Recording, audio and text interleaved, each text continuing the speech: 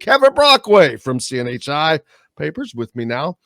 Looking over, you guys started a series on NIL, and appropriately, one of the stories you guys are looking at is that your alma mater at Miami with Nigel Pack is the NCAA is looking into that. What's the NCAA looking into? What in the hell is the NCAA going to do now? It cracks me up. It's like, what are you going to come along and do now? You guys, you screwed this whole mess up. And now you think you're going to come along and be John Sheriff? No, I don't understand. But what are they looking into? Well, no, whether it was used as a recruiting inducement, which is supposed they're to all be recruiting inducements. That's the joke of the thing. Every freaking one of them are recruiting inducements. And anybody that says otherwise is a freaking moron. They're lying to themselves. Of course they're recruiting inducements. What else would they be? And I don't understand. It's like yesterday watching the College World Series. When did you see where the guy was running inside the first base path and ended up getting called out, and Oklahoma lost a run, and the announcer kept saying, "Well, as the rule's written." Well, how's it supposed to be written? I played baseball when I was a kid, and it's been my whole life. You can't run inside the base path. It's always been the damn rule. So why were they making such a big deal out of it?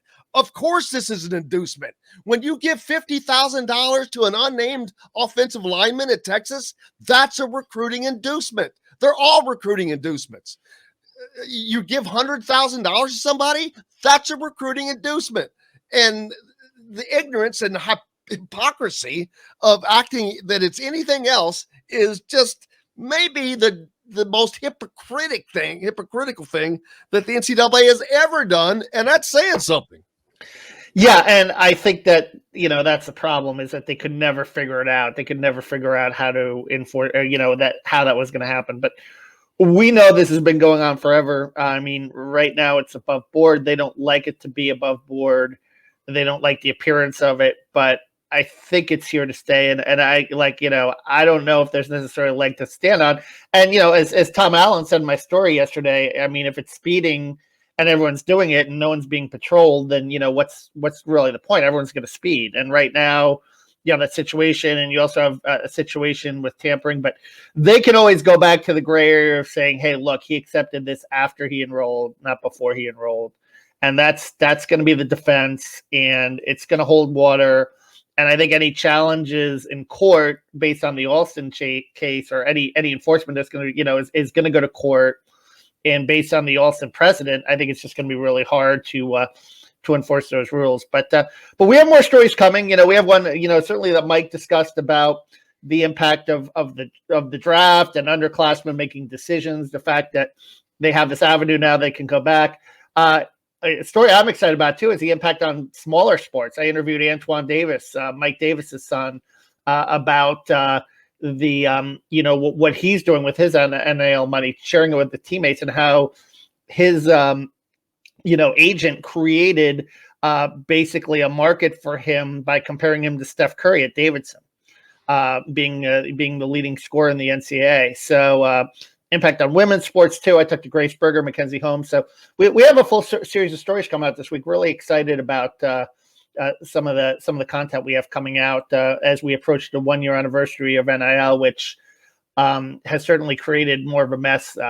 And then, what's the next step? I mean, are they going to be employees? Is that going to be the next step? Are we going to see that 3 or 4 years down the road, where student athletes will be classified as employees, and then you'll start to have deals that are collectively bargained. Yeah, you've got another kid with Miami that the quarterback that is making some waves over your Florida Gators. Used to cover Florida, so he chose Miami over Florida. Was he an offensive lineman or a quarterback? No, it's a quarterback. Jaden Rashada. Jaden Rashada committed yesterday, but it's like, what's the controversy? I don't understand what the controversy is. These guys are acting like, well, of course they are. Of course they're going to outbid you. Yeah, it cracks me up. It's just like nothing has put this in better perspective than Nick Saban bitching and moaning about Texas A&M buying players when Alabama has been doing nothing but buying players for a long time. Yeah. In various ways, in one way or another. So it cracks. And how fast did Saban shut his mouth? Yeah. The second that Jimbo Fisher says, "You want to know where the bodies are buried? I know where the bodies are buried." He shut his mouth so fast. I've never seen a guy shut his mouth so fast. Let's take a look at the context of who Nick Saban was addressing. He was addressing business leaders from Alabama. So I think he was saying in that context to them that, it was taken in that context, but I think he was telling his business leaders, hey, look, you have to step up and match Texas A&M. I think that's what he was really doing. And Ryan Day didn't mince no words. He told him it's going to cost us $13 million a year to give you the lineup that you want. He came right out and said it. Oh, yeah, exactly. Yeah, and I know, I think the NCAA is mortified that these numbers are coming out, but as I mentioned, I don't think they expected this. As I mentioned in my story yesterday, they're powerless to stop it. I don't think they really have a leg to stand on to stop. Now, I talked to one sports legal expert that thinks that they might if they challenge it in court. But here's the other thing too about the enforcement arm. Kansas was implicated in the FBI probe in 2017. We're still waiting for any kind of punishment to hand down. They win the national championship in 2022. So what kind of confidence they have that any kind of discipline would be handed down swiftly, for that matter? Yeah. The NCAA couldn't stop people when it was illegal. So how in the hell are they going to stop them now that they've made it legal? That's the joke of it. And now they're making a bigger deal out of it that it is legal. That's what cracks me up. I think the biggest fear is they're seeing the money that used to the millions and millions of dollars that used to pour in is now going to other people. And it ain't them. It's not the NCAA tournament. Are they worried about that? Are they worried about the dollars being lost to the schools? Is that because I don't think they expected these numbers to be this exorbitant. They did not expect kids to be getting paid $400,000 a year to go play basketball at Miami. I just don't think they were expecting this. Yeah. But we'll see it, which is no surprise. What have they ever been right? We'll see, A, if it's sustainable, and B, if the market corrects itself because of the fact that, what if Jaden Rashad is a bust? I mean, we've seen plenty of 5-stars that are bust, you know what I mean? And you're stuck with all that money. You've seen it in the NFL. You've seen quarterbacks get drafted. It doesn't matter what league it is, the NBA. I mean, you've seen so many top draft picks not work out, and they lose millions of dollars. So it happens at every level, and that's going to happen here. And I think you're right, but it's also it's an opportunity for guys that have money, stupid kind of money, to become part of stuff. There are certain people that do things just to be near a program, whether it's near the IU basketball program, acting like an idiot, or whatever it is that you want to do that gets you near that program. You'll do whatever it is. And if it's people that have money, if they can buy their way in, they'll buy their way in. Whatever the case is. No, we're all pretty, and a lot of people that are sports fans are pretty passionate, and they lose their mind. I mean, take a look at the money we spend for average fans spend for tickets as well.